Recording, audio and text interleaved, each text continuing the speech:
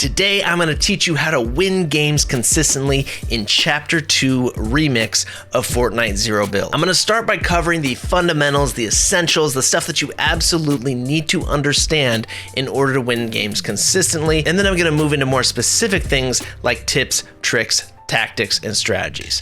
So let's get into it. All right, let's start off with the fundamental differences that you need to understand about Fortnite Remix this season to win consistently. First off, the OG Chapter 2 map is massive and it has a lot less cover. Therefore, the pacing of the games is a lot slower and moving through the map is generally more dangerous when you don't have a car or mobility items. So if you want to win games consistently, you need to focus on using good positioning and getting a car. Number 2, loot scarcity is definitely a thing, especially in week 1 here, where heals are very hard to find, as well as utility items like porta-forts or grapplers. Therefore, you should generally pick up heals and utility items if you see them. They are often more important than your weapons. This also means that chip damage and positioning go really far in most fights. And by chip damage, I mean taking small chips of health away from your enemy over time, not just massive hits. If they don't have heals, then they won't be able to recover that health if you've already broken their overshield. So the idea is death by 1,000 cuts, and it's a very viable tactic in Chapter 2 because you can just hold a good position and then use something like a scoped assault rifle to slowly chip away at their health until they have to rotate to you. And in most cases, there's really nothing they can do unless they have mobility or they're carrying health. Number 3, if you have an accurate weapon, then distance is your friend in Chapter 2 Remix. This is because most people can't close those gaps quickly with mobility items, and most people don't have accurate weapons themselves. Number 4, your loadout is more important than ever in Chapter 2 Remix, and it really determines how you will play the game successfully. With utility being so difficult to find this season, the items you carry determine how passive or aggressive you can play. If you can't find any heals or utility items, then it's best to find a long-range weapon and play positioning. Just get a car and roam around the middle of the map without getting too close to people, and just go for long-range tags on enemies, or find high ground and let people rotate to you. If you're near the middle of the map, then you won't have to rotate far away when zone pulls, and oftentimes you can just stay there and be an opportunist. All right, now let's talk about specifics. If you want to set yourself up for success, it's important to find a good landing spot with lots of chests. You can use Fortnite.gg for this, but here are 3 of my favorite spots. Number 1, Slurpy Swamp for guaranteed shields and good loot. The Far East building has the most loot and shields. Number 2, Lazy Lake for a good center of the map drop and tons of loot as well as cars. The Modern Spa building in the most southwest corner of Lazy Lake has a ton of loot and is really quick to navigate. Number 3, The Rig. This spot is really good for getting legendary loot due to the vault being stacked with rare chests and ghost chests. It also has a rift down below near the water at the base foundation to easily rotate towards the center of the map. Now, speaking of rifts, they're incredibly powerful this season, so you definitely want to learn their locations. These rifts can be used infinitely and they take you much higher than a typical modern Fortnite rift, so they're great for rotating around the map and finding enemies to fight. The rifts are scattered around the map and generally in remote locations near large structures like bridges, dams, power line structures, etc. You can use Fortnite.gg to learn their locations as well. If you learn a rift location for each general area of the map, then you don't always have to worry about having mobility or having vehicles. All right, now let's get into loadouts. I recommend carrying as much utility as you can hold. Grapplers are just about the best item you can have right now for mobility during combat or rotating around the map. Simply put, if you have a grappler during combat and your enemy does not, you are much more likely to win that fight so long as you use it effectively. Porta-forts are also really good for setting up in strong positions in the end game or mid game when you find yourself in a pinch. Now, utility items are most commonly found from ghost or shadow chests, which require defeating a boss or using a red phone booth to disguise yourself in order to open the chest by being scanned. I'm also considering heals as a utility item, and they're very good. So if you can stack 3 shield pots or a chug jug, this can be really helpful due to the health scarcity this season. So yeah, I'm really recommending 2 to 3 utility slots in your inventory.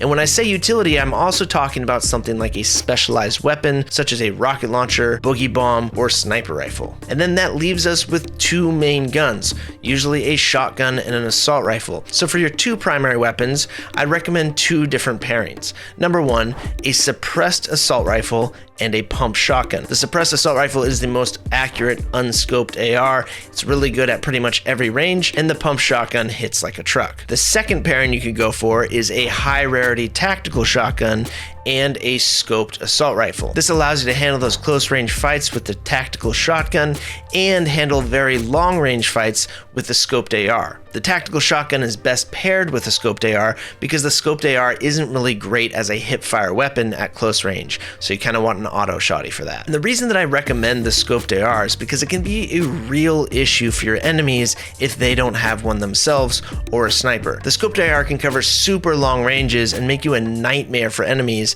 if you set up in a good position. Long-ranged, scoped hit scan weapons are crazy effective, and you shouldn't underestimate them because of their low damage. The consistency they have over range is crazy. Alright, now if you cannot find shields, I do recommend carrying a fishing pole or a harpoon gun and just hitting a bunch of fishing holes as you move through the map. There's water all over the map, and I kind of feel like Epic wants us to use fishing for our heals, which is actually really effective, but make sure that you are fishing from cover and not standing out in the open for an easy headshot. So yeah, this is really one of the few seasons ever that I'd recommend a fishing pole or a harpoon gun to grab some heals as you go. Now you can trade out that harpoon gun or the fishing pole once you get the heals from the lakes or the rivers. All right, now let's talk a little strategy. So for the early game, I like to drop into semi-hot locations just to find some fights, get some good loot, etc. But you really don't have to do this. There are so many POIs on this map that are uncontested that you could really land at the corner of the map, loot up, and then find a rift and get to the center of the map pretty easily. But I will say that if you don't find fights in the early game, you might have an extremely boring game of just loot simulator because you usually don't find very many enemies in the mid game. Now, if you do want to find enemies in the mid game, using rifts and using cars is the way to do it. Just kind of drive around the middle map, the middle POIs of the island during the mid game, and you'll usually find some fights, or hit some rifts from the outskirts and just kind of drop onto enemies' heads and then go from rift to rift or rift to car. Now, once you get towards the end game, you're gonna want to have a car, a grappler, and usually portaforts. Now, if you have all three of those items, you have a lot of survivability in your kit. You can use the car as cover, mobile cover. You can also use as an escape. You can use the grappler to escape as well, get different positions on enemies, just gain advantages in fights, and portaforts to set up a good position of defense in the end game. Now, if you can't find portaforts in the end game, you'll definitely want a car, and you usually want to search for high ground positions. I highly recommend rotating around the map by going from high ground to high ground. Try to rotate to high ground positions early